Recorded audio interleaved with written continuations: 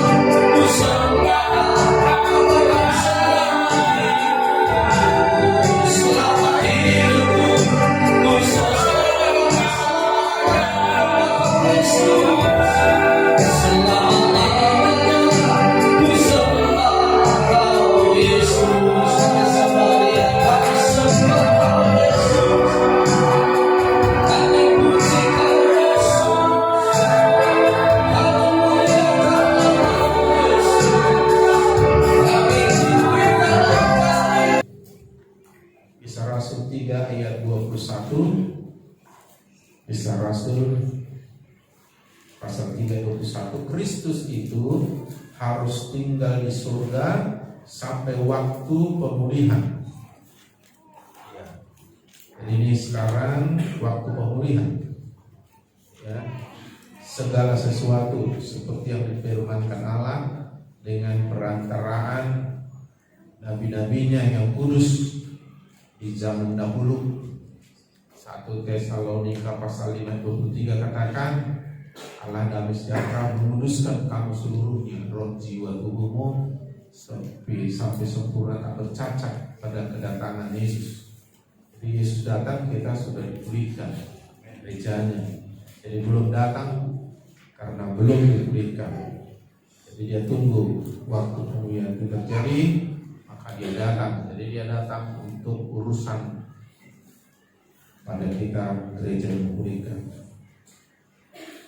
Ketika kita bicara gereja di muka bumi, maka kita berbicara tentang rumah Tuhan. Gereja itu keluarga rohani kita, rumah Tuhan. Kita adalah rumah Tuhan, ya, tempat kediaman Tuhan. Ya, jadi firman Tuhan sudah mengajar bagaimana kita hidup rumah Tuhan, ya. Jadi kita GPD Pemulihan IRC ini bagian dari rumah Tuhan, keluarga Allah di muka bumi. Kita bicara keluarga, itu ada tempat tinggal, ya, ada rumah. Bicara keluarga, ada ayah, ibu, dan anak-anak, ya, ada hubungan. Dan itu sudah kita pelajari dalam 6 bulan lebih. Nah, saya ajak kita sekilas melihat Mazmur 92 mulai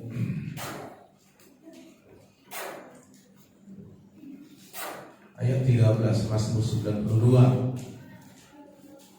ayat 13 sampai 15. Mereka yang ditanam di bait Allah, di bait Tuhan. Ada kata ditanam. Mereka yang ditanam di bait Tuhan gereja, keluarga Allah, akan bertunas di belakang Allah kita. Pada masa tua pun mereka masih berbuah menjadi lembu dan segar, untuk memberitakan bahwa Tuhan itu benar, bahwa Dia gunung batuku dan tidak ada kecurangan padanya. Mereka itulah anak-anak Tuhan yang ditebus oleh Yesus dengan harga yang mahal, dan darahnya ditanam. Kata ditanam di sana seperti pohon harus ditanam di tanah supaya dia hidup. Jadi kalau mau hidup pasti tanam, pasti pohon ditanam, karena dia dari tanah lah mendapat seluruh, ya, apa yang dia butuh, akarnya bertumbuh dan sebagainya. Dia seluruh mendapat makanan itu dari tanah. Dan digambarkan seperti itu. Kita ditanam di bait Allah, hidup dari rumah Tuhan, ya, terlibat, hidup di sana, berakar, bertumbuh di sana, bahkan katanya akan bertunas di pelataran Allah kita, di hadapan Allah kita, ya, sehingga berbuah sampai tua, terus masih berbuah, gemuk dan segar, lalu mengalami Tuhan dan memberitakan, menyaksikan, yang menceritakan bahwa Tuhan itu benar, bahwa Tuhan itu gunung batuku dan tidak ada kecurangan padanya, tidak ada kebohongan. Semua yang dijanjikan Tuhan, semua tergenapi, dan orang-orang yang tertanam dalam Tuhan, mereka mengalaminya dan menceritakannya. Nah, inilah gambaran rumah, ya. Nah, jadi kita hidup dalam rumah Tuhan hampir mirip polanya dengan keluarga rumah tangga Kristen. Gereja sebenarnya dimulai dari rumah tangga keluarga Kristen, dimulai dari Adam dan Hawa, dan mereka dinikahkan dan diperintahkan beranak cucu. Dan itulah sebenarnya unit paling kecil gereja, keluarga Kristen. Tuhan ada di tengah-tengah Adam dan Hawa, ya. Itu sebabnya Tuhan selalu memulai dari keluarga, ya, keluarga Nuh. Setelah semua keluarga itu enggak sesuai dengan polanya Tuhan, dimusnahkan semua, disisakan keluarga Nuh 8 orang, ya. Terus berjalan. Akhirnya dia pilih keluarga tertentu, Abraham, keluarga Ishak, Yakub, bangsa Israel. Dan sekarang Yesus membentuk keluarganya di muka bumi, yaitu orang-orang yang ditebusnya. Itulah gereja, itulah kita yang ditebusnya. Jadi pola keluarga di muka bumi sebenarnya pola dari keluarga di surga. Jadi sama. Hanya saja kita nggak bisa belajar langsung dari keluarga Kristen, keluarga kita, karena banyak yang belum pas, ya kan, belum berfungsi. Suami nggak berfungsi seperti Bapa di surga, ibu belum berfungsi seperti Roh Kudus, anak-anak belum berfungsi seperti Yesus. Tidak seperti itu dalam rumah tangga Kristen sekarang. Namun sebenarnya awalnya dulu bahwa pola keluarga di surga itu sama dengan pola keluarga di muka bumi. Maka datanglah kerajaan, menjadilah kehendakmu di bumi seperti surga. Jadi itulah doa kita supaya pola itu sama, terutama keluarga. Maka iblis berusaha menghancurkan keluarga, ya. Kalau keluarga dipulihkan, gereja dipulihkan. Keluarga kuat, gereja kuat. Karena keluarga unit yang kecil dalam keluarga. Polanya sama. Di surga ada Bapa, Anak, Roh Kudus. Di muka bumi juga ada ayah, ibu, anak-anak. Hanya kita nggak bisa contoh sekarang keluarga Kristen. Kita harus contoh pola keluarga Allah di surga, dan itu diajarkan di Alkitab. Sama. Jadi ketika Tuhan kasih perintah kelima, itu berlaku untuk keluarga rumah tangga, itu berlaku juga untuk keluarga rohani atau gereja, sama. Ya, makanya kepala keluarga dikatakan adalah suami. Kepala rumah tangga Kristen itu memang Yesus, tapi kepala keluarga adalah suami. Ya, jadi identik, makanya disebut ayah itu Bapa. Pencipta langit bumi semuanya, sumber segala sesuatu, Bapa di surga. Sama polanya, ya. Jadi maka kalau gereja atau pola rumah rohani dipulihkan, itu akan berdampak langsung kepada keluarga dipulihkan. Misalnya suami dipulihkan, ayah nanti rumah tangga dipulihkan, istri dipulihkan di rumah rohani, jadi istri dari rumah di keluarganya dipulihkan. Kalau anak-anak di gereja dipulihkan, maka dia menjadi anak di rumah tangga Kristen dipulihkan. Kenapa? Sumbernya semua datang dari rumah rohani di gereja. Kenapa? Karena Tuhan sumbernya, kepalanya. Karena Tuhan ada di tengah-tengah kita. rumahnya itu gereja, dan lewat itulah maka rumah tangga kita juga menjadi gereja kecil, tempatnya Tuhan. Dan itu seperti Taman Eden nanti.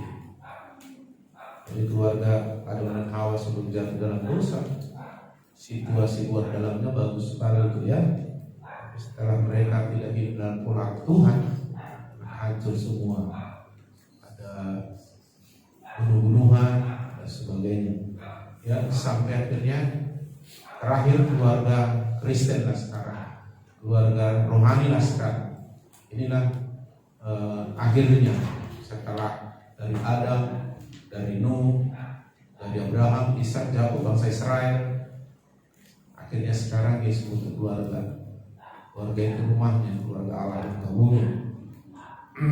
Jadi gambaran di dalam keluarga Kristen atau rumah rohani, mari kita perhatikan Mazmur 84 ayat 1 sampai 3. Mazmur 84 ayat 1 sampai 3. Untuk memimpin biduan menurut lagu Gitit Mazmur Bani Korah. Betapa disenangi tempat kediaman-Mu ya Tuhan semesta alam.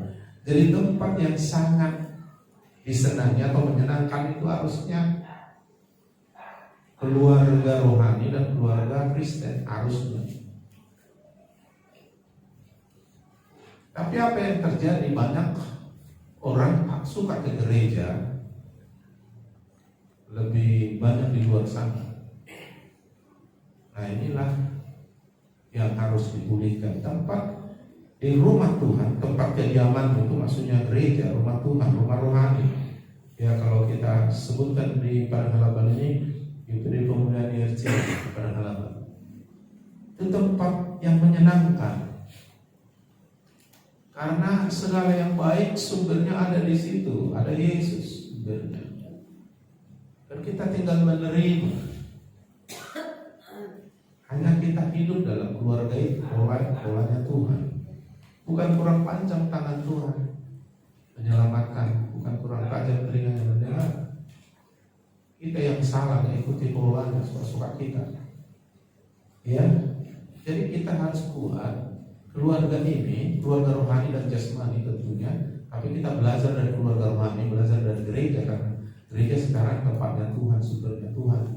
Dan itu yang kita aplikasikan dalam rumah tangga atau keluarga kita di masing-masingnya. Itu tempat yang menyenangkan.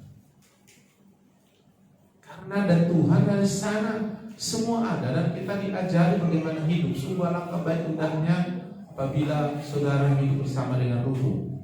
Sungguh alangkah baik indahnya. Karena rukun ada minyak mengalir dari kepala terus ke bawah. Ada berkat yang terus dan kehidupan yang terus diperintahkan ke sana. Jadi menyenangkan. Makanya di rumah rohani tidak ada penghakiman,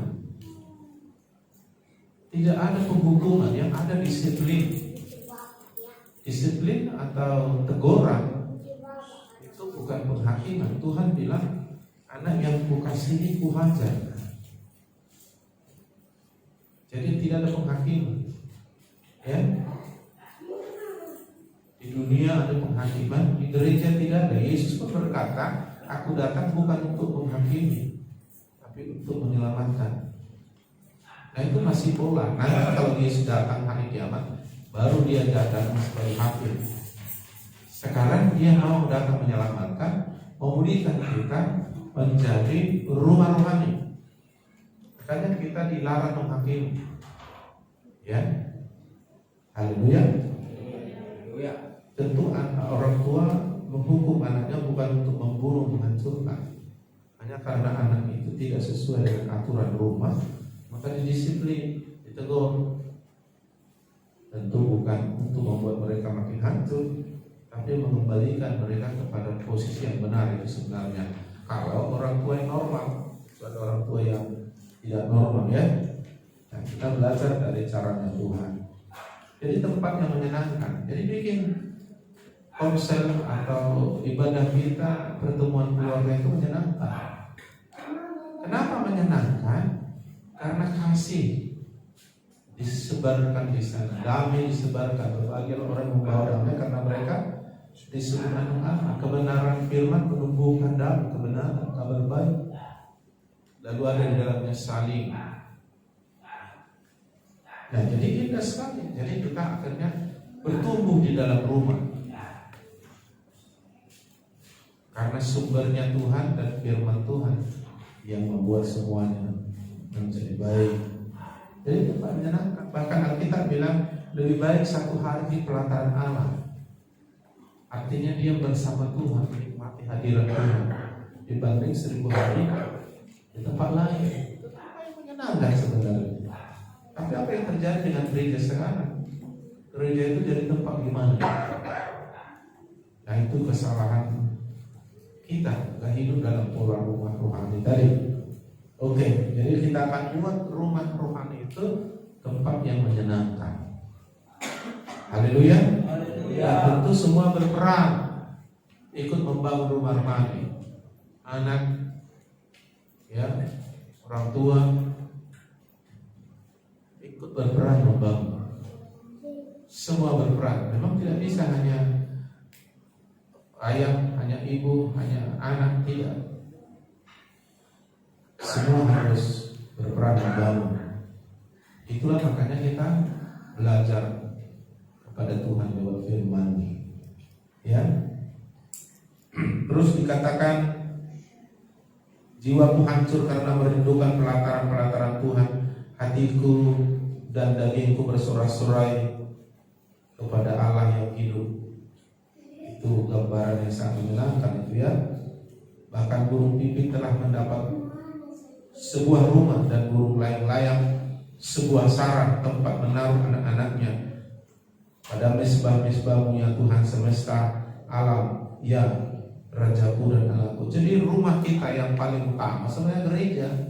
Rumah kita yang kedua adalah rumah tangga kita. Rumah kita yang kekal di surga. Tapi sebelum itu kita ada di sini karena di dunia ini udah dikuasai iblis. Yang tak bisa dikuasai iblis adalah rumahnya. Dan di dalam rumahnya ada pola-pola kerajaan Allah, ada pola Allah. Makanya kita disuruh mencari dahulu kerajaan Allah dan kebenaran. Yang lain akan ditambahkan ya. Jadi burung pipit punya sarang, ya. Serigala punya liang lubang, cacing di tanah. Anak Tuhan di mana hidupnya? Gereja itu rumah kita. Rumah kedua kita rumah tangga.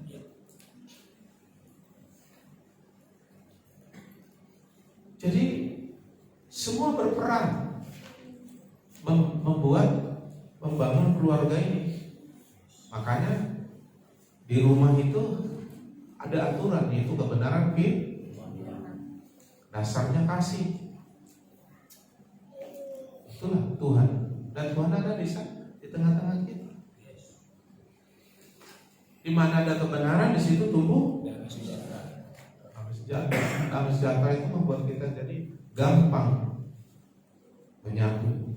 Kebenaran itu membuat kita pulih. Bukan kebenaran diri kita, tapi kebenaran firman Yesus yang menjadi kebenaran kita ya. Di rumah kita itu. Makanya jangan sampai jauh dari rumah. Kalau jauh dari rumah, jauh dari rumah rohani, itu sudah jauh dari Tuhan. Udah bisa disebut anak yang hilang. Ada dua jenis anak yang hilang, jauh dari bapaknya, jauh dari rumahnya. Tapi ada juga ada di rumah tapi tidak punya hubungan dengan orang di rumah. Itu juga anak yang hilang. Ya kan, anak sulung dan anak bungsu itu sama-sama anak yang hilang. Satu hilang karena mengikuti kehendaknya, dia jauh dari bapaknya dan rumahnya. Akhirnya dia melarat karena dunia waktu itu melarat. Jadi hidupnya ditentukan oleh situasi dunia. Padahal kalau di rumah ditentukan oleh Bapa surgawi kita, rumah rohani. Ada juga dia di rumah, itu anak yang sulung di rumah tapi tidak ada keterhubungan dengan bapaknya dengan adik. Maka begitu adiknya pulang, bapaknya senang Gak nangkap, gak ngerti hati bapaknya ini, si anak yang hilang yang di rumah ini, anak sulung. Marah dia, gak mau dia ikut bersuka cita, malah sedih dia. Harusnya menurut dia, bapaknya ini harus hukum itu si anak itu karena sudah gak benar hidupnya. Jadi artinya dia gak mengenal bapaknya gitu. Bikin pesta bapaknya dia makin marah. Gak mau dia. Dan dia juga tidak punya kasih. Dia di rumah hanya numpang hidup aja. Ya kan? Maka anak hilang dia. Jadi, nah ini harus dipulihkan. Ya, jadi gereja itu jangan seperti panti asuhan. Gereja itu ya rumah rohani kita, tempat kita hidup bersama Tuhan, bertumbuh di dalam Tuhan. Tuhan ada di tengah kita. Namanya rumah, ya kan? Haleluya. Rumah tangga saya sebagai bapak, saya yang dengan ibu sebagai orang tua yang mendidik merawat semua hidup anak saya terus. Nah, kalau anak ini nggak mau, susah di keluarga, mereka pun akan gagal. Dan secara rohani juga begitu. Jadi semua yang lahir di rumah itu, atau semua orang yang dilindungi, dibesarkan di rumah itu, maka di rumah itu dia keluarga, dan di rumah itu dia punya bapak rohani. Dan itu Tuhan yang menetapkan, karena saudara tidak memilih harus lahir dari mana. Jangan pala tanya Tuhan, kenapa aku Tuhan tidak dilahirkan dari siapalah orang-orang kaya? Kau gak bisa, tapi Tuhan punya rencana. Masalahnya bukan soal dari mana kau lahir, di mana kau lahir. Soalnya apakah kau hidup dalam Tuhan, itu masalahnya. Haleluya. Jadi semua berperan, anak dan orang tua membangun rumah dalam segala aspek. Ya, orang tua punya tanggung jawab, anak-anak punya tanggung jawab, ayah punya tanggung jawab, istri punya tanggung jawab, anak-anak juga punya tanggung jawab. Semakin dewasa anak-anak, semakin besar tanggung jawabnya. Karena ciri-ciri kedewasaan adalah tanggung jawab. Memang anak kecil yang baru lahir tak punya tanggung jawab, tapi abangnya, kakaknya bertanggung jawab untuk adik ini sampai dia bertumbuh nanti dan punya level bertanggung jawab karena sudah bertumbuh. Jadi kalau saudara bilang saya dewasa rohani Pak, tapi nggak ada tanggung jawab rohani, itu nggak benar itu. Kau bilang kau dewasa secara jasmani, kau tidak punya tanggung jawab dalam keluargamu, itu juga bukan dewasa. Jadi dia ada tanggung jawabnya, ya.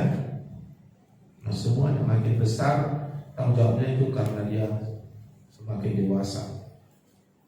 Makanya tanggung jawab seorang ayah itu besar. Jadi rumah kita di mana? Makanya kalau kau rusaki rumah rohanimu, dari mana kau dapat pola rumah jasmanimu? Gak dapat kau pola. Ya kan? Alkitab bilang keturunan orang benar perkasa di muka bumi. Orang benar itu orang yang seperti pola rumah Tuhan hidupnya.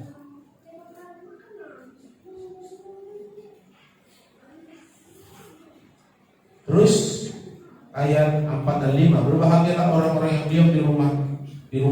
Berbahagia. Ya, berbahagia kalau sakit disembuhkan, kalau ada masalah dijawab, kalau tertolak diterima dan dipulihkan. Enak karena ada Tuhan, firman, ada Roh Kudus. Semua ada di rumah. Rumah itu menjadi sumber. Haleluya. Kenapa enggak kita mengalaminya?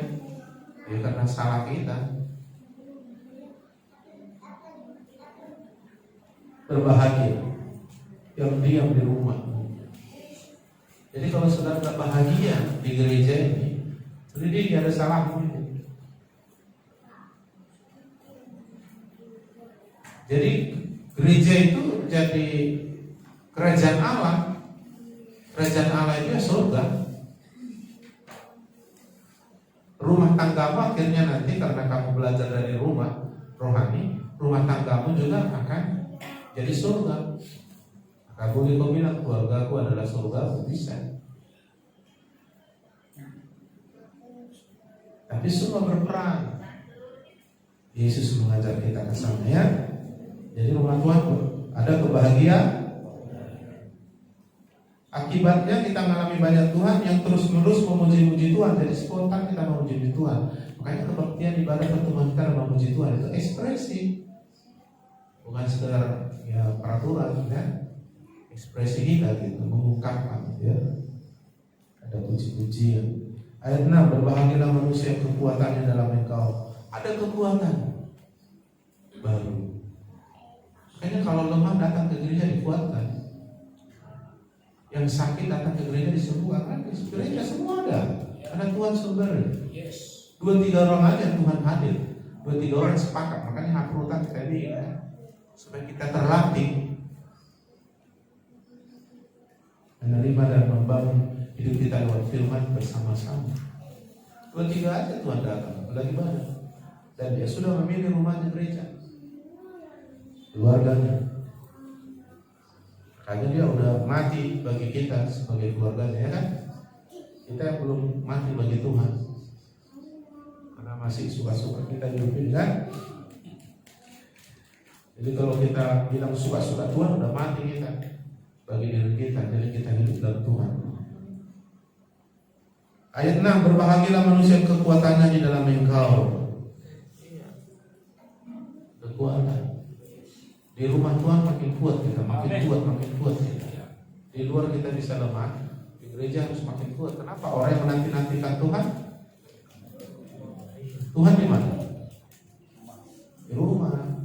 Memang Tuhan di mana-mana, tetapi dia tempatnya di rumah. Saya boleh tadi jalan, tadi ke kota, tapi sebenarnya saya di rumah. Ya kan? Dapat kekuatan baru, maksudnya dari Tuhan, dari rumah, sehingga terbang seperti Raja Wali dengan kekuatan saya. Jalan tidak letih, berlari tidak lelah. Enak sekali sebenarnya. Dan dikatakan yang berhasrat mengadakan ziarah, punya kerinduan. Kata berziarah itu satu tempat yang keramat, satu tempat yang sangat sakral, sangat suci. Ya, Israel secara jasmani kan PD harus ada uang 35 juta kan? Iya. Tapi lebih enak lagi berziarah di rumah Tuhan. Rumah Tuhan itu sakral, keramat. Karena siapapun di rumah itu, datang ke rumah itu, dia akan dapat kekuatan baru, sukacita, semua ada. Haleluya. Nah, kalau rumah Tuhan sudah dipulihkan, orang akan datang ke rumah. Makanya Tuhan mau bangun rumahnya, gerejanya menjulang tinggi di atas gunung-gunung, supaya orang tahu dan orang datang ke sana. Ada Tuhan di sana. Nah, jadi tempat ziarah, saya umpamakan tempat ziarah. Ada tempat ziarah di Indonesia ini, katanya, tapi itu berhala juga kan. Kalau mandi ke situ bisa dapat jodoh, katanya. Itu tempat ziarah, tempat keramat itu, berziarah di sana. Ada ziarah tempat apa? Orang-orang sakti pergi ke kuburannya dia untuk dapat ini, katanya. Itu memang berhala. Tapi tempat ziarah yang paling luar biasa, tempat keramat, itu gereja. Makanya jangan macam-macam di gereja. Tempat keramat di dunia aja kau macam-macam. Berludah kau, saya sebut tempat yang keramat, kau berludah cilaka kau di situ. Di gereja tak boleh buang sampah pun sembarang, tak boleh. Di dalam gereja berhubungan dengan gereja. Tempat keramat, tapi bukan tempat yang menakutkan, tempat yang menyenangkan, tetapi itu tempat yang luar biasa. Bayangkan sampai ada berkelahi di dalam gereja, kan gimana itu?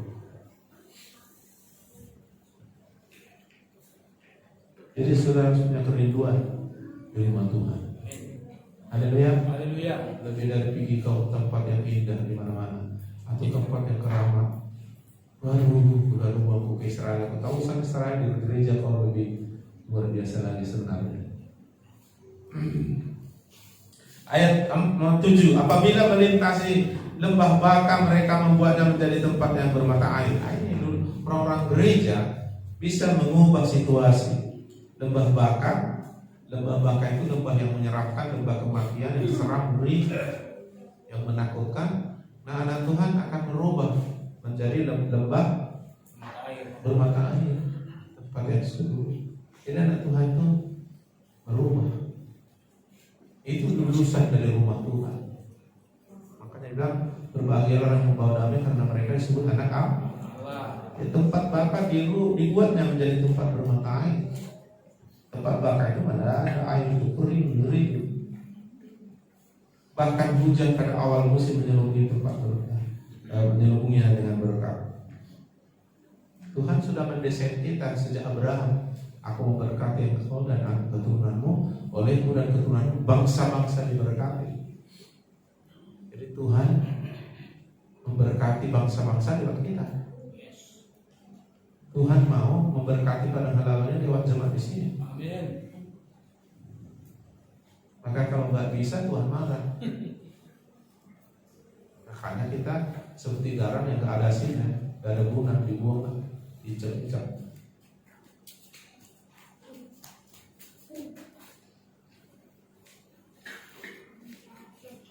Ayat 8, mereka berjalan makin lama makin hidup perjalanan kita makin kuat, bukan makin loyo. Semua murid-murid saya, termasuk sudah pendeta sekarang, baru-baru ketemu saya di Persea. Dia udah punya anak, udah SMP, udah ada yang SMA, gitu kan. Apa kok muda-muda terus ya?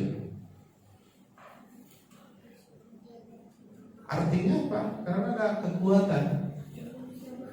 Jangan masih umurnya 36, mukanya, gayanya, kekuatannya 63. Masih 36 jadi. Tapi kekuatannya, semangatnya, gayanya, mukanya kayak anak 63. Kalau orang si Piro bilang tak baliak. Kenapa? Nah, itu tadi di rumah Tuhan dia hidup. Di rumah Tuhan itu tempat yang susah bagi dia. Kalau di mall Suju aja kalau suka pergi ke sana walaupun nggak beli, di gereja lebih enak lagi sebenarnya. Haleluya. Iya. Mereka berjalan makin lama makin, apalagi hendak menghadap. Nah, itulah orang yang hidup dalam pola rumah. Jadi kita sebenarnya punya sistem, punya pola, atau istilahku pakai pinjam bahasa orang Batak, adat lebih hebat dari adat apapun di dunia ini. Karena kita pakai kasih di dalamnya. Kasih itu lebih tinggi dari apapun hukum Allah, ya kan? Nah, secara manusia, adik hormat sama kakaknya, abangnya, anak hormat sama orang tua, orang yang muda lebih hormat kepada orang yang tua. Itu wajar. Di dunia rohani juga sama. Bahkan Alkitab menambahkan, orang yang berjelilah mengajar kamu dengan firman, patut kau hormati 2 kali lipat. Alkitab mengajarkan berilah penghormatan kepada yang layak menerima atau yang pantas dihormati. Coba sekarang akhir zaman ini mana ada orang menghormati lagi? Melawan dia. Enggak boleh. Menghormati itu karena memang mengasihi. Menghormati itu karena memang tahu kebenaran. Adat anak Tuhan itu mengasihi.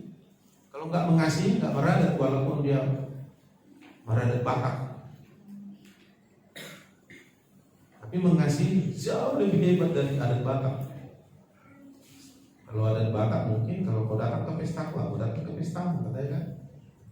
Kau salamkan aku tumpahmu di ampol 5.000, nanti aku kasih kau 5.000. Kalau dalam Tuhan enggak. Nah di sini polanya harus kita pakai. Ya, mengasihi itu membangun, menyempurnakan. Mengasihi itu menguatkan, support, ya, menyemangati kalau orang mengasihi. Misalnya di sini sudah ada kakak-kakak rohani kamu di sini, apalagi sudah ngomong secara jasmani kan. Aku guru, opung Aritonang, Ibu Guru Sebarani, siapa lagi di sini yang sudah duluan dari kamu dulu, sebelum kamu melayani mereka sudah melayani dulu, sudah berdoa dulu untuk kamu.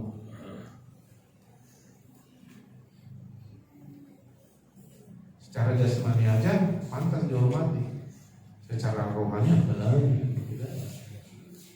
Yang muda-muda kamu kan banyak tahu, tapi belum banyak pengalaman. Orang tua itu udah banyak pengalaman. Pengalaman jauh lebih hebat dari apa yang kamu tahu.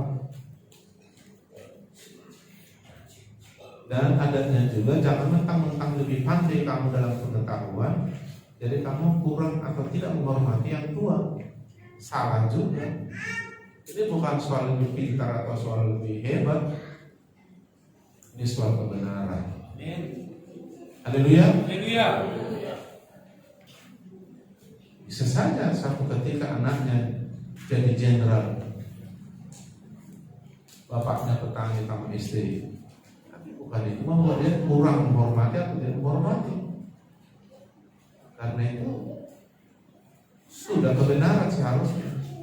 Hormatilah yang pantas dihormati. Nah kalau nggak menghormati itu nggak benar itu. Amin. Kecuali anak-anak kecil, bayi. Kalau bayi nggak ngerti itu. Anakmu misalnya masih umur apa? Umur jangan 2 tahun, udah tahu dia umur 1 tahun atau 6 bulan. Ditunjang-tunjang pipimu atau mulutmu ya. Tapi kalau sudah anakmu umur 6 tahun ditunjang mulutmu pipimu kan udah kurang ajar gitu kan. Nah, jadi artinya yang anak yang kecil yang belum tahu, katakanlah balita-balita itu, dia kalau melakukan sesuatu karena dia nggak tahu, iya kan? Tapi cobalah dulu yang kayak siapa yang main-main sama siapa ini? Stephen. Dan kita taruh kakinya di dada bapaknya, belum. Lalu kurang ajar tuh kan? Tapi waktu kau kecil 6 bulan kau gitu-gitu bapakmu senang, nah belum tahu dan memang dia masih lucu-lucunya kan? Paham? Jadi mirip, makanya kita sekarang belajar dari rumah rohani.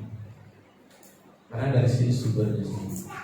Ya, suami dipulihkan, sebagai ayah dia di rumah dipulihkan, sebagai gereja dia dipulihkan, sebagai seorang jemaat, anak Tuhan, keluarga Allah, maka jadi istri dipulihkan. Terus disinkron. Jadi merembes kemana-mana si kemudian ini.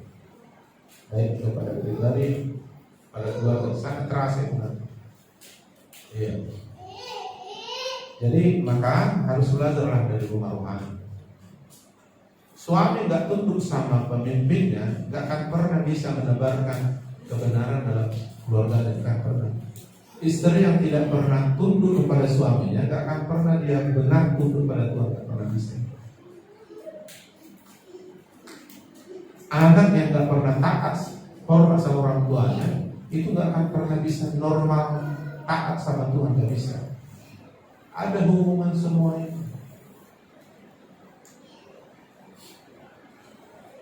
Kalau saya perhatikan ada ibu-ibu lancang kali sama gembala sidangnya, itu sebenarnya karena kau lancang sama suami. Tapi kalau ada ibu-ibu hormat sama gembala sidangnya, bapak rohaninya, saya yakin dia pun akan hormat sama suami di rumah. Jadi ada hubungan di semua. Tapi anak yang taat mengasihi Tuhan di rumah Tuhan sudah otomatis taat mengasihi orang tuanya. Sudah pasti itu, gak usah kalah dipukul sama bapak mamanya. Haleluya. Anak yang durhaka sama ayah ibunya kualat dia. Di rumah rohani juga anak yang durhaka sama bapak rohani, pemimpin-pemimpin itu buat kualat, dan lebih ngeri kualatnya.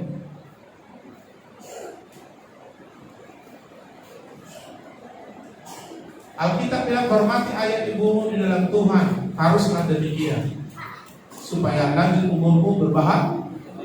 Itu kata Tuhan kepada rumah tangga. Secara rohani juga begitu, tunduk taatilah pemimpinmu, bapak rohanimu, karena dia berjaga-jaga atas jiwamu. Gak ada untungnya kalau kau bikin masalah. Nah, gereja sekarang banyak polanya panti asuhan, bukan keluarga Kristen. Panti asuhan. Tahu saudara panti asuhan?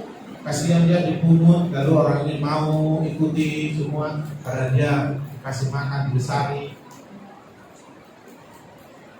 Lalu satu ketika kalau udah bisa dia nanti dia pergi, tapi nggak jelas siapa bapak mamanya, mungkin dia dibuang dan sebagainya. Nah, sekarang banyak orang di luar sana dibuang. Nah, kita harus cangkokkan nanti dia di rumah Tuhan supaya dia punya rumah. Tapi kita dulu jangan banyak gaul sulit, pening kepala. Tapi seberapapun anak di rumah, kalau tertib semua sadar, barulah banyak anak banyak rezeki. Tapi kalau banyak anak gaul semua sama kakek, keluarlah kata-kata kutuk dari orang tua yang nggak bertobat ini kan.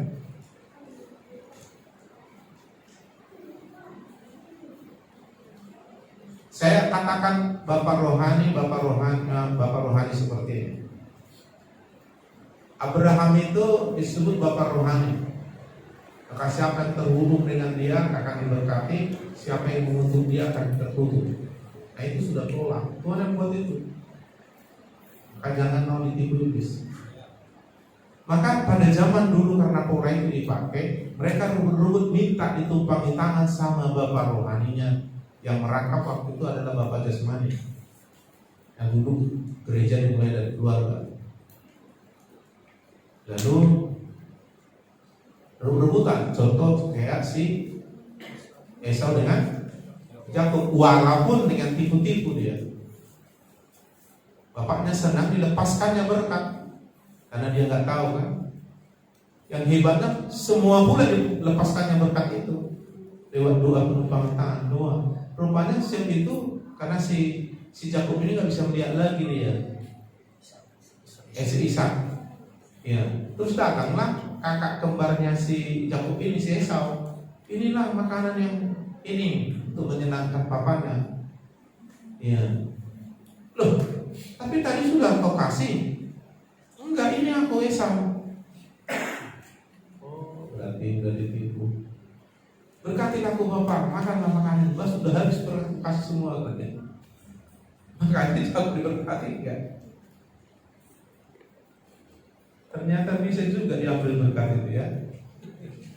Jadi kalau orang tua gini, tapi ada bakat, tapi sebenarnya kebenarannya kalau harusnya dari firman ya. Kan ada istilah mengulangi kan. Tapi sayangnya salahnya adalah udah mau mati kasih mengulangi kan. Bisa makan daging lagi, potong daging banyak lagi, dipaksa makan di mana bisa lihat udah mau mati ya kan. Tapi sebenarnya maksudnya mungkin diambil dari pola si Ishak itu. Nah, kita kembali kepada si Nuh. Setelah air bah selesai, si Nuh nanam anggur. Lalu anggurnya subur, saking apanya makan-makan, kebanyakan babuk dia.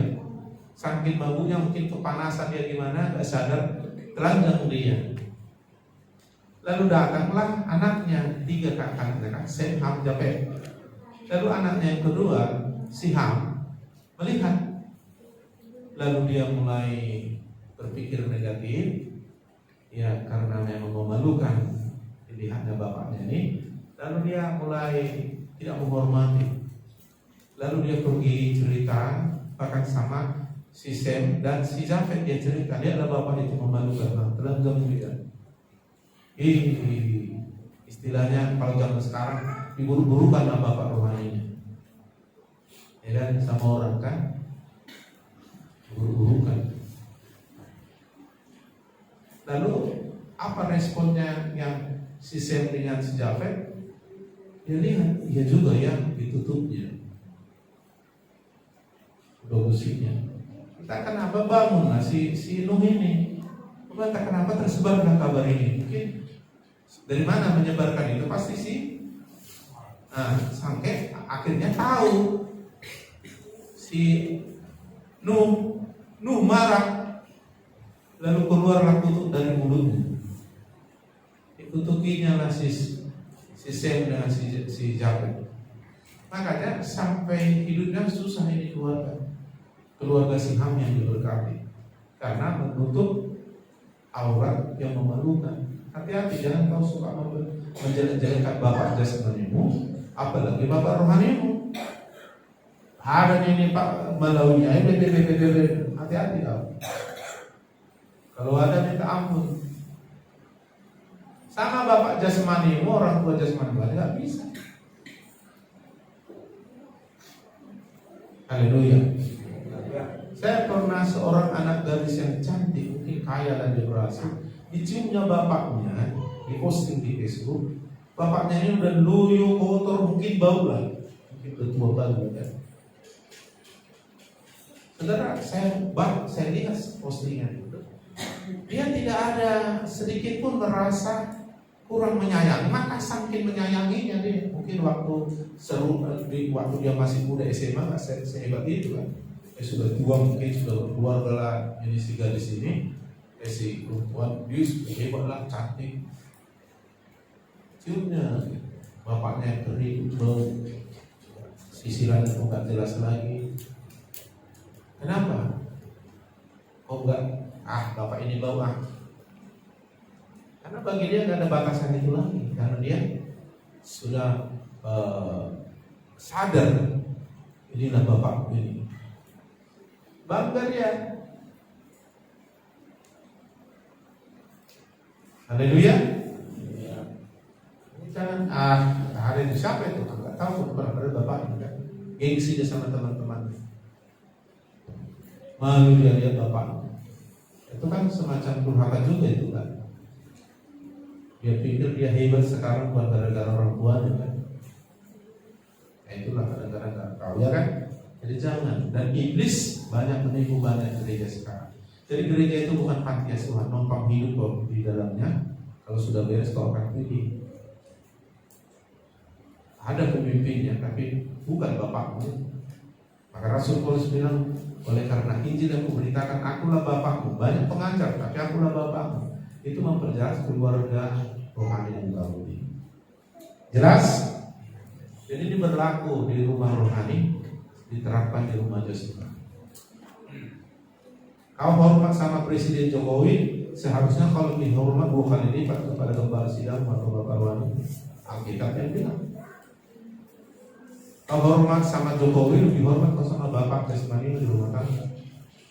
Karena itu yang membuat kau bisa jadi hidup, bukan si Jokowi. Tapi hormat juga sama si Jokowi kalau dia presiden kita. Haleluya. Jadi harus mengerti polanya. Amin. Nah kalau kita seperti ini, waduh, itu kebenaran yang bukan damai. Kalau sudah damai satu, kalau satu gampang membangun. Kami di Ranto membangun persekutuan gereja karismatik PGK namanya. Nah, saya dipercayakan jadi ketua. Kami punya moto bersatu untuk membangun. Kalau tak bersatu tidak bisa membangun. Saudara bersatu dalam Yesus, dalam kasih, dalam firman untuk membangun rumah rohani, membangun rumah tanggamu. Maka kita diberikan tahun ini. Haleluya. Amin. Itu yang mau kita praktekkan. Ayo kita masuk sesi sebentar. Kita sampai punya waktu jam 9 ya. Nah, banyak hal-hal ini sudah saya sampaikan, bahkan di YouTube sudah saya sampaikan. Mungkin saudara sebagian sudah ini, tapi saya mau perjelas lagi karena jangan hanya tahu, sampai merasa, sampai membuat kita tersadar, sampai akhirnya mengubah pikiran kita, perilaku kita, sampai kita melakukan itu baru. Kalau hanya dengar-dengar gitu, enak-enak gitu, belum sampai kita hidup dengan pola itu. Amin. Shalom. Haleluya. Saya sangat diberkati oleh firman Tuhan malam hari ini. Yang saya dapat dari firman Tuhan yang Bapak Gembala bagikan, yaitu ketika kita tunduk kepada pemimpin, maka otomatis kita tunduk kepada suami, bahkan kepada Tuhan. Jadi malam hari ini saya sangat luar biasa diberkati. Mungkin selama ini pribadi aku sendiri ya masih kurang tunduk sama suami gitu. Jadi mungkin masih kurang tunduk juga sama pemimpin. Jadi itu yang perlu saya rubah. Aku mau lebih lagi tunduk sama suami, tunduk sama pemimpin gembala, maka otomatis pasti tunduk kepada Tuhan. Itu yang saya dapat. Shalom. Saya digembalakan oleh Bapak Pendeta kita, Bapak Gembala sidang kita. Dari awal sampai hari ini ya, sampai hari ini saya paling takut sekali melawan Bapak ini atau tidak mau menuruti perintahnya. Dan katanya tunduk sama Bapak Gembala itu tangan kanan Tuhan. Jadi saya takut sekali gitu. Apa perintahnya, apa disuruh, saya turuti. Sekalipun memang kadang nggak suka kan, tapi saya suka gitu. Dari anak-anak saya juga jangan melawan sama hamba Tuhan. Nah, kami juga di Medan begitu. Anak saya si Fendi, anak muda, si Preki, juga ya si Helen. Jadi anak saya menang begitu. Jangan melawan, apalagi saya kan orang tuanya. Jadi saya sudah alami itu yang tunduk sama taat kepada gembala sidang kita, yaitu di sini Bapak CR Malang. Saya bukan mau dipuji ya, bangga-banggakan atau kali kursi jabat. Saya yang tunduk sampai saat ini juga suami saya. Jadi lewat itu juga dibentuk di dalam keluarga rumah tangga kita kan, tentang rumah tangga kan ya. Saya paling tunduk sekarang, tapi udah ada janganlah dulu sampai berapa tahun, 1 tahun lah dulu kita bilang sama Bapak Hasil Tungkir. Saya tunduk sekali, saya taat sekali apa perintahnya, apa disuruh mau saya.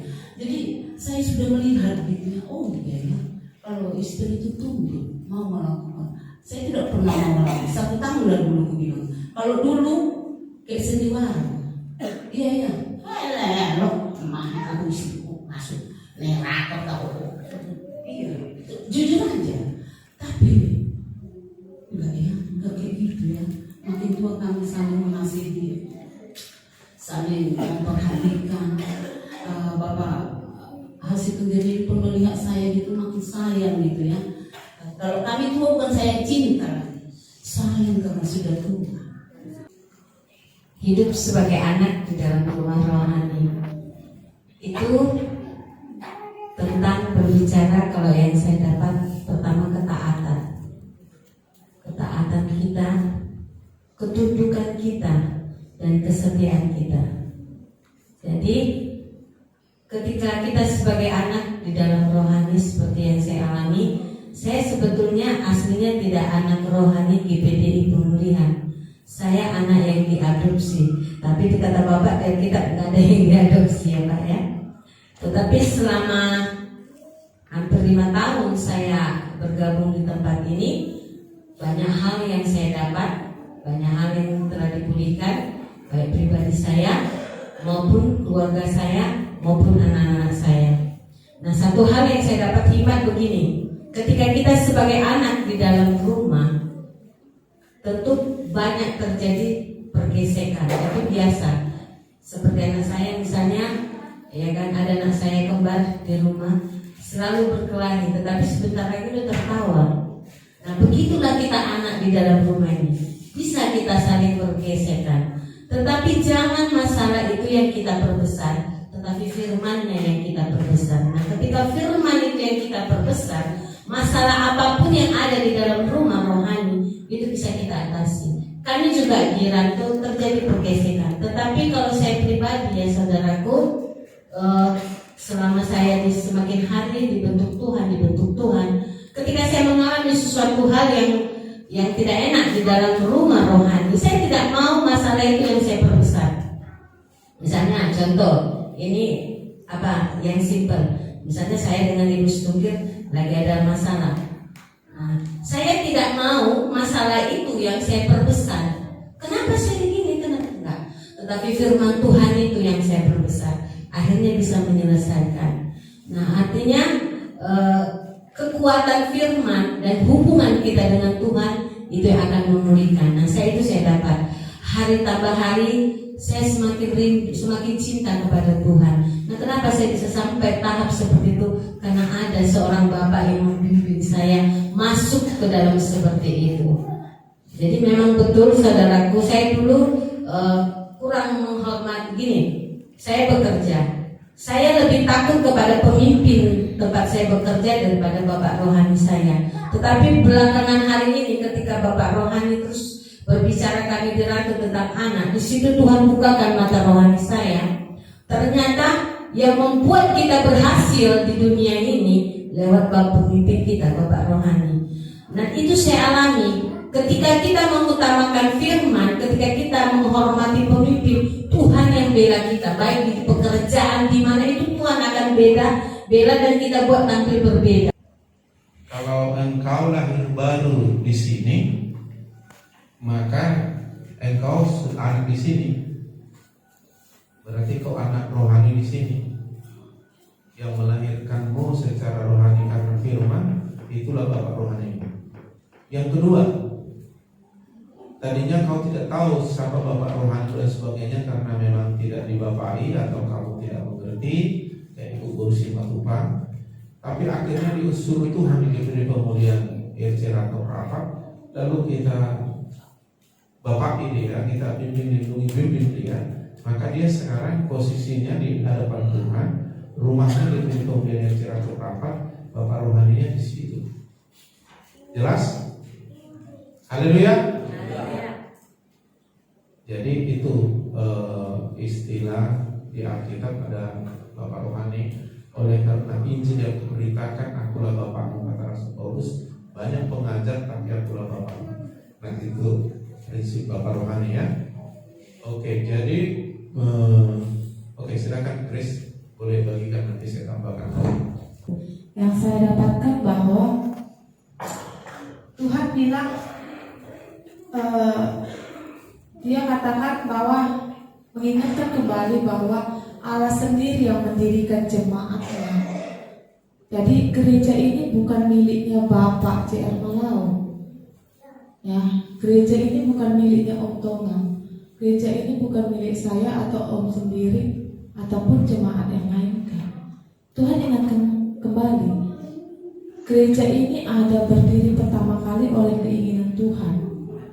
Itu dulu. Jadi Tuhan ingatkan. Jadi saya berada di dalam rumah rohani ini pun itu pilihan Tuhan, bukan karena keinginan saya. Dan itu adalah belas kasihan Tuhan. Jadi ketika saya berada di dalam suatu rumah rohani, artinya saya sudah menempatkan hidup dan diri saya untuk dibentuk di dalamnya. Begitu. Soal keluarga Allah adalah apa yang Tuhan mau inginkan dari Dia mulanya mendirikan tempat ini untuk menjadikan gereja ini adalah kediaman Allah. Kediaman Allah itu bukan berbicara apa yang kita suka, kita perbuat di dalamnya, tapi apa yang Allah suka yang kita perbuat. Oleh karena itu, saya diingatkan kembali bahwa tidak bisa gereja ini didirikan dengan apa yang kita suka. Oleh karena itu, makanya dasarnya itu memang harus firman dan kebenaran. Kalau tidak dasarnya firman dan kebenaran, ini bukan kediaman Allah. Gitu. Rumah rohani adalah di mana gereja yang memiliki firman. Kalau kita bilang ini rumah rohani, dasarnya yang harus diperbesar kapasitasnya adalah firman yang di sini. Bukan pelayanan kita, bukan apa yang mau jadi kita ataupun keluarga kita di tempat ini. Saya diingatkan Tuhan bahwa di Rantau Perapat pun itu bukan pelayanan keluarga Malau, bukan. Tapi itu adalah tempat kediaman Tuhan mau ada di sana. Itu bukan milik siapa-siapa, tapi miliknya Tuhan. Oleh karena itu Tuhan katakan gini, ingatkan lagi. Orang yang akan bersama-sama dengan aku, menjadi keluargaku, adalah orang yang siap ku bentuk dan diproses. Saya bilang sama Tuhan, di proses ini, di prosesnya kayak mana? Saya lihat kiri kanan masalahkah itu proses? Tuhan bilang enggak, bukan itu proses. Proses yang ada di dalam rumah rohani itu adalah proses individu, yaitu karakter. Proses masalah yang kiri kanan itu enggak proses. Yang proses yang Tuhan maksud itu adalah proses karakter. Gitu. Di rumahku, keluargaku, kata Tuhan, proses yang aku maksud adalah proses dirimu, yaitu karaktermu. Karena apa? Karakter yang paling penting di dalam rumahku. Gitu. Mungkin kita berpikir, kalau saya berpikir, Tuhan, aku melayani dan kau urapi. Ketika roh itu tinggal di dalamku, roh bergerak, aku bisa gitu, mampu. Tapi sebatas itu gak pembentukanmu, prosesmu? Enggak. Mungkin kau bisa diurapi sebagaimana di atas mimbar, kata Tuhan. Mungkin kau bisa melayani seluar biasa kelihatannya. Tapi yang paling penting di dalamnya itu adalah karaktermu gitu. Karaktermu yang urusanku, bukan pelayananmu. Ya mungkin pelayanan ada warisannya di sana. Apa yang kata Tuhan itu yang kedua, kata Tuhan. Jadi situ masuknya. Tapi urusan proses yang terpenting dalammu itu adalah karaktermu. Gitu. Karakter kita itu gak ada urusannya dengan orang, kata Tuhan. Karaktermu itu urusanmu denganku, kata Tuhan. Makanya Tuhan bilang, dengan apakah nanti aku akan mengenalimu di surga? Nama saya di surga bukan Grace lagi, tapi karakter yang kubentuk di bumi. Nama saya bukan Grace lagi, karena saya melayani di GPDI selama beberapa tahun dan saya anak Pak Malau. Gak kenal Tuhan. Dengan apakah aku akan mengenal engkau ketika engkau datang di pintu kerajaanku nanti? Karakter. Apa karakterku yang kubangun di muka bumi ini selama ini? Ketaatanku. Dan karakter gak bisa dibentuk oleh siapapun selain Bapak Rohani. Ya benar. Kalau Yesus datang ke bumi ini, kalau bapaknya bukan Yusuf, gak sampai ke kayu salib. Kalau saya di muka bumi ini, kalau bapak saya gak bawa saya ke laut, gak sampai saya pada saat ini, kayak sekarang gitu.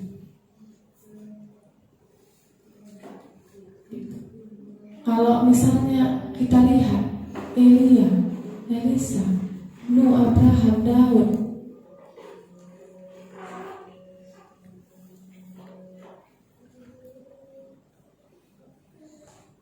jadi urapannya itu memang betul.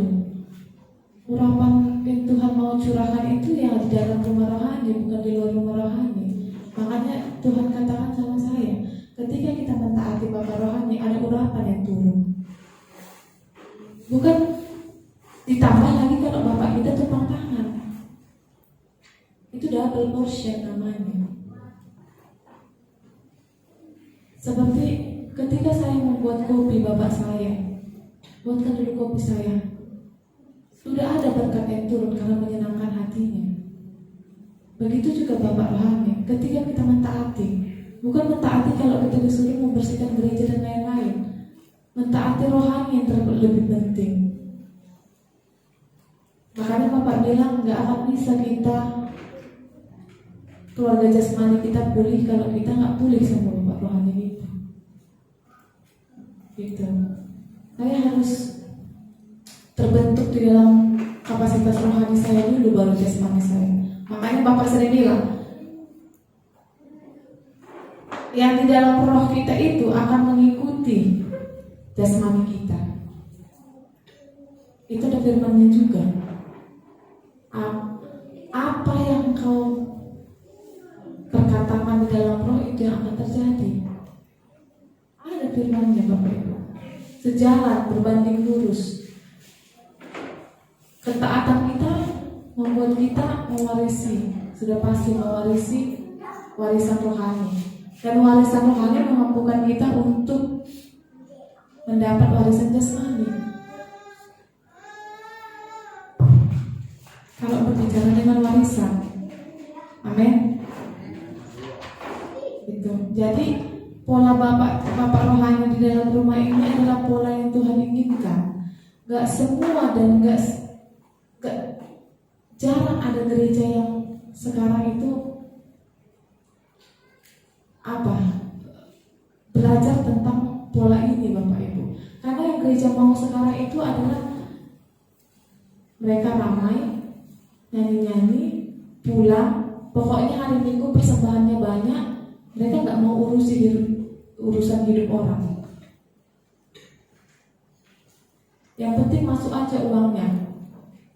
Mau ikut konser besok gak apa-apa, karena gak ada pembentukan di dalamnya. Dan inilah saat-saat waktu Tuhan yang Tuhan mau bilang, gereja yang memiliki pola bapak rohani lah gereja yang akan bertahan. Makanya kita bergerak sekarang Bapak Ibu. Dan saya menyadari itu. Kalau kita gak sekarang bergerak dengan pola ini, kita gak akan ada beberapa tahun yang akan datang. Karena apa? Keluarga sekarang sudah mulai hancur. Dan generasi sekarang sudah mulai mencari-cari.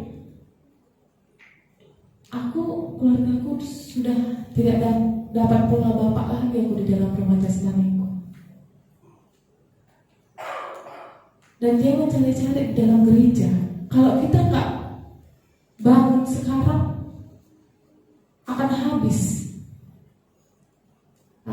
tempat ini. Bukan hanya habis, ya keluarga yang kita bangun juga habis gitu. Karena kita nggak mendapatkan pola bapak ini.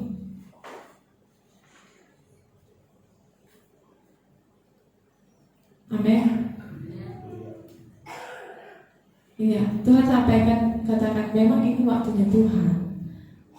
Dan Tuhan, ini rencananya Tuhan. Dan Tuhan yang akan bertindak. Makanya Tuhan katakan ada satu ayat yang Tuhan sampaikan begini. Dan aku akan membuat keadilan menjadi tali pengukur dan kebenaran menjadi tali sifat. Hujan batu akan menyapu bersih perlindungan bohong dan air lebat akan menghanyutkan persembunyian.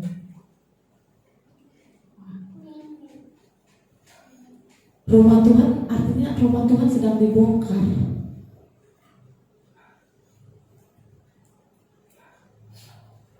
Gitu. Rumah Tuhan sedang dibongkar. Tuhan akan tunjukkan keadilan dan itu adalah pengukurnya. Kebenaran akan menjadi tali simpan. Gitu. Saya nggak terkejut dengan apa yang terjadi sekarang, karena tempat persembunyian sudah terbongkar sekarang. Karena itu kehendak Tuhan. Sampai pada akhirnya harus berbalik kepada Bapak, dan Bapak-bapak harus kembali kepada anak-anak. Anak harus kembali, yang dulunya tidak percaya kepada Bapak harus kembali. Bapak yang dulunya gak percaya kepada anak harus kembali. Gitu. Sehingga gereja yang harusnya menjadi keluarga Allah dan tempat kediaman Allah nyata menjadi gereja kita, GPDI Pemulihan Padang Alaban, Gambangan Jaya, dan rapat-rapat. Frekuensinya harus sama, gitu. Polanya harus sama. Kalau nggak sama, habis. Gitu, Bapak Ibu. Dan saya katakan sekali lagi bahwa ini gereja bukan milik Pak Malaung, apalagi Ibu Panjaitan, apalagi Om Tomang dan Om Sikuria. Ini gereja tempat kediaman Allah. Makanya apa yang kita ikat di bumi akan terikat di surga, apa yang kita lepaskan di bumi akan terlepas di surga. Apa yang kita ikat di dalam rumah ini akan terikat di surga. Gak bisa macam-macam karena Allah yang memulai.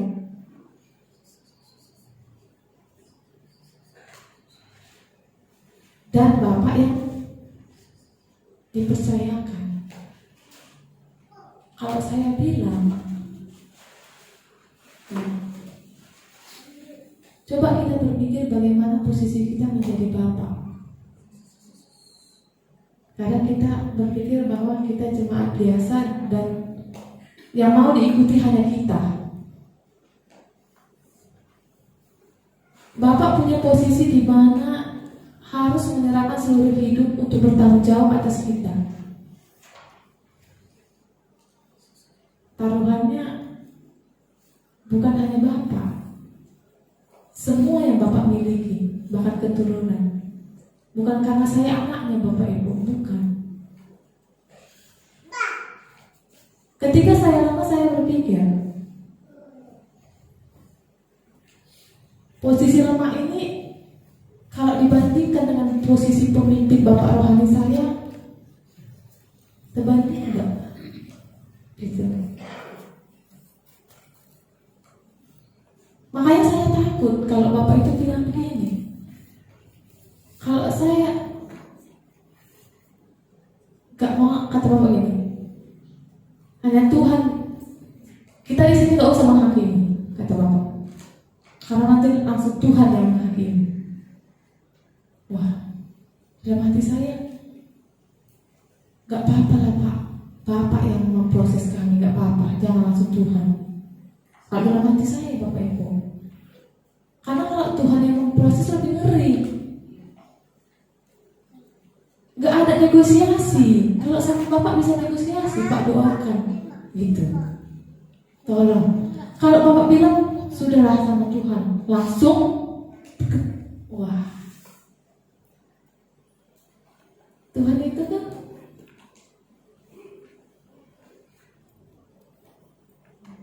hukum-hukum Tuhan kan jelas. Kayak ini, Sodom dan Gomora.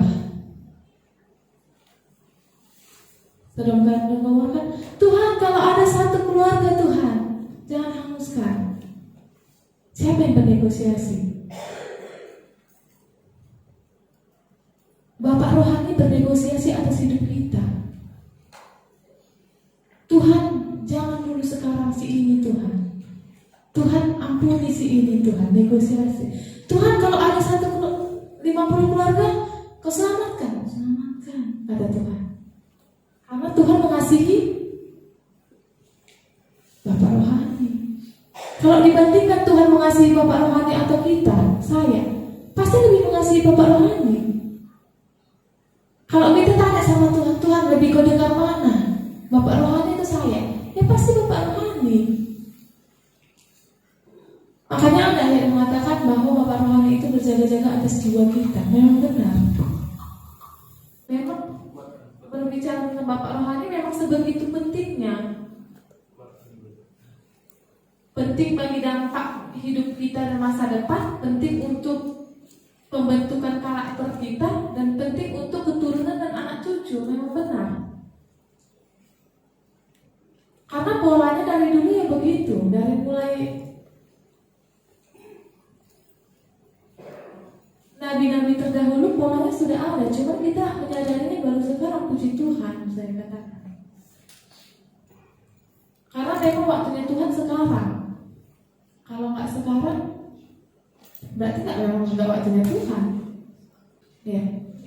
Dan pola ini akan membawa kita memang menjadi gereja yang berbeda. Gereja ini akan habis kalau kita begini-begini saja. Jangankan kita, orang yang melihat saja bosan Bapak Ibu. Orang yang pertama kali melihat saja akan bosan, apalagi kita yang sudah lama di sini akan bosan. Gitu. Dan saya percaya ini adalah waktunya Tuhan, dan Tuhan mau bergerak atas hidup kita sekarang. Akan ada nanti masa-masa, Tuhan katakan ini tahun pemulihan. Orang yang bisa dipulihkan adalah orang yang di dalam rumah rohani, memiliki bapak rohani, dan siap diproses di dalam rumah rohani. Hanya orang yang bisa dipulihkan adalah orang yang di dalam rumah rohani. Kalau orang yang tidak berada di dalam rumah rohani, atau orang yang baru pertama kali datang, gak akan siap diproses. Tapi karena kita sudah berada lama di sini, dan kita tahu bahwa kita di dalam rumah ini bukan anak yang dibantu asuhan, tapi anak yang memang memiliki orang tua rohani, gitu.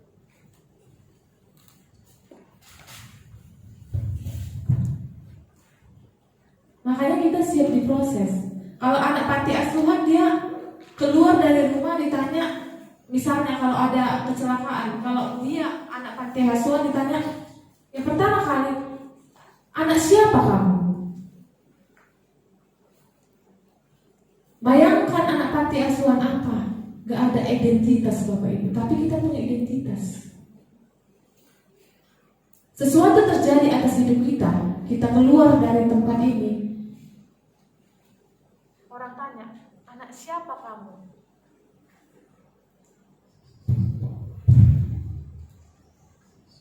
Kita ini anak di dalam rumah yang punya bapak. Apapun yang terjadi dalam hidup kita, apapun yang terjadi dalam hidup kita itu kita punya bapak. Kalau anak panti asuhan, kenapa di luar ditanya anak siapa kamu? Nggak tahu anak siapa, nggak ada yang tahu. Tapi kita ketika terjadi sesuatu di luar ditanya kamu anak siapa?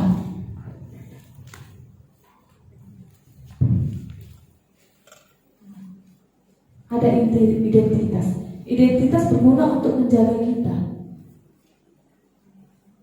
Sesuatu terjadi di luar, ketika mereka tahu bahwa kita punya orang tua, pasti kita langsung diantar kepada orang tua kita. Bayangkan kalau anak panti asuhan, kamu anak siapa? Tidak ada identitas. Kemana lah kami antar? Tidak akan ada perlindungan. Dan orang akan membiarkan. Biarkan saja di situ. Gak tahu kita anak siapa. Tetapi ketika di luar kita ada sesuatu kecelakaan, anak siapa Pak? Saya malu. Oke, antar rumahnya di sana. Gitu. Rumah rohani berbicara identitas. Amin. Dan Tuhan mau berbicara sekarang, Bapak Ibu. Dan saya percaya bahwa tahun ini adalah tahun pemulihan. Nanti tahun-tahun ke depan adalah tahun penuaian. Sekarang, generasi sekarang dan orang-orang sekarang sedang mencari-cari gereja yang mendirikan gerejanya tegak dengan kebenaran. Karena sekarang orang sudah mulai benci dengan gereja yang tidak memiliki pola kebenaran. Karena sudah banyak. pola keuangan biasanya. Setiap pelayanan uang, setiap pelayanan uang, setiap pelayanan uang. Bukan pola rumah kediaman Tuhan. Harusnya pola kediaman Tuhan sedikit-sedikit Tuhan, sedikit-sedikit Tuhan, sedikit-sedikit firman Tuhan, kebenaran-kebenaran. Itu pola kediaman Allah. Kalau pola kediaman yang lain di gereja lain mungkin uang. Bayangkan Bapak Ibu, kalau kita tidak berada di pola rumahnya Tuhan, siap nggak kantong kita? Itu aja.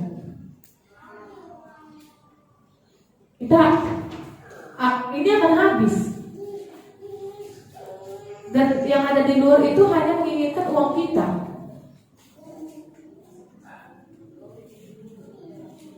Gitu.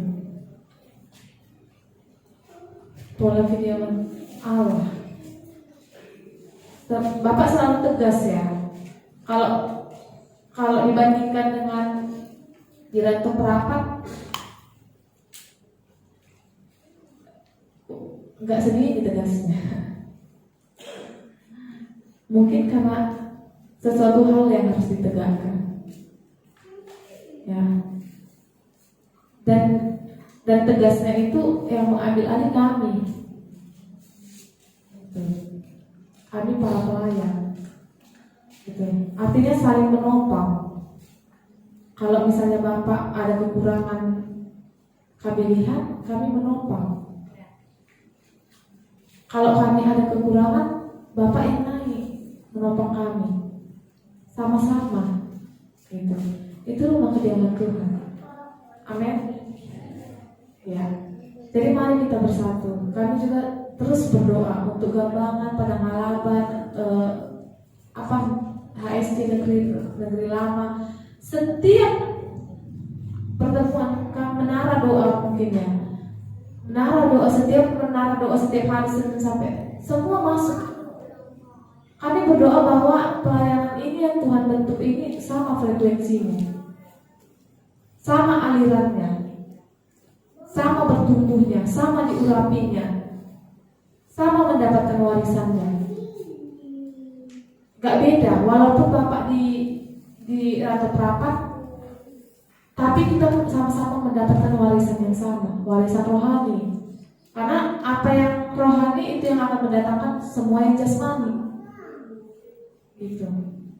Karena kalau dilihat dari yang jasmani pun, Bapak membangun ini bukan dari keluarga yang kaya. Jadi kita nggak bisa ukur dari jasmani, dari gaji yang kita dapat.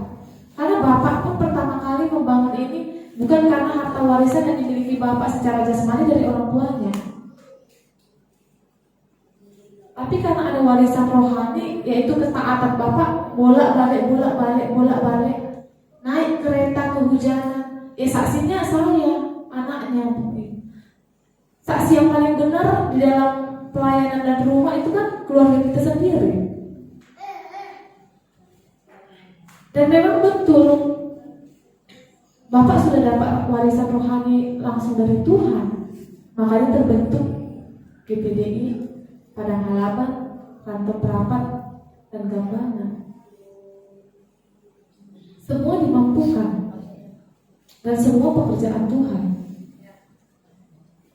Lain cerita kalau Bapak ini adalah dari keluarga konglomerat yang punya warisan mungkin 1 miliar dan mampu membangun 3 gereja, beda cerita. Mungkin kita nggak bisa diproses di situ, karena yang membentuk membangun Bapak, pakai uang Bapak. Mau nggak mau kita harus tunduk, gitu kan? Tapi cara kerjanya Tuhan nggak begitu. Bagaimana cara kita tunduk kepada Bapak rohani kita, walaupun Bapak rohani kita punya kekurangan, kelemahan, dan nggak punya apa-apa?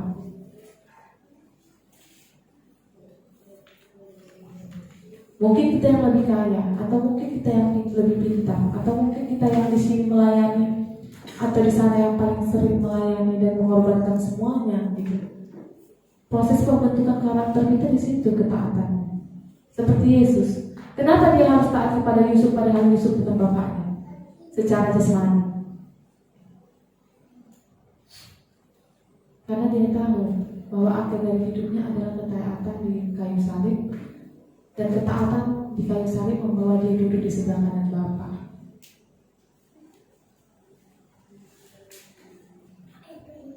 Apa jalan saya untuk sampai kepada Bapa? Ketaatan saya kepada Bapa rohani saya. Karena Bapa rohani saya membentuk saya dalam firman, dan firman itu memberikan hidup, dan hanya firman yang bisa membuat saya sampai kepada Allah. Itu saja. Amin. Puji nama Tuhan. Jadi ketika dikatakan tunduk taatlah kepada pemimpinmu, tunduk itu artinya sikap hati. Taat itu berbuat, melakukan. Nah, saudara harus taat kalau itu kebenaran firman yang diperintahkan oleh Bapak rohani pemimpinmu. Tunduk itu sikap hati. Kata lawan tunduk apa? Melawan. Ya, jadi kalau ketika apapun alasan engkau melawan pemimpinmu, melawan Bapak rohanimu apalagi, sudah tidak benar. Taat kalau perintah orang tua jasmani itu sesuai kebenaran firman, harus lakukan. Tapi kalau nggak sesuai firman, tetap tunduk aja lah. Tapi tunduk itu keharusan, itu sikap hati, tidak berontak, tidak melawan. Haleluya. Taati aja firman Tuhan, itu tandanya bertunduk kepada pemimpin. Tak usah marah. Ini kamu kasih makan, kayak itu artinya, kayak itulah artinya. Kalau kamu sudah tunduk kepada firman Tuhan itu dari pasti tunduk kepada pemimpin. Jadi yang saya mengerti tentang Bapak rohani itu dimana Bapak rohani adalah sebagai Bapak kita. Jadi kita anak-anak di dalam rumah itu sikap kita itu harus taat. Seperti dalam Efesus 6 ayat 1-3, kita juga harus punya tanggung jawab di dalamnya. Jangan jadi anak hilang gitu ya, menganggap kalau rumah rohani kita itu panti asuhan. Artinya kita harus terhubung dengan Bapak rohani dan ikut membangun rumah rohani itu berdasarkan firman yang ada dalam kita dan sesuai dengan kapasitas pertumbuhan rohani kita gitu. Karena ciri-ciri kedewasaan adalah tanggung jawab, itu sih Pak. Kemudian komitmen saya itu kedepannya saya harus bisa menjadi anak yang taat gitu dan rendah hati mau dididik dengan dasar firman. Karena Kak Grace waktu youth, kakak itu bilang segala sesuatu yang diilhamkan Allah memang bermanfaat untuk mengajar, untuk menyatakan kesalahan dan apa kemarin itu ya? Iya. Jadi yang dibilang Bapak itu, yang dibilang Kakak itu semua dari Tuhan gitu untuk mendidik kita. Jadi kita harus memang dengan rendah hati mau berubah gitu. Itu aja sih.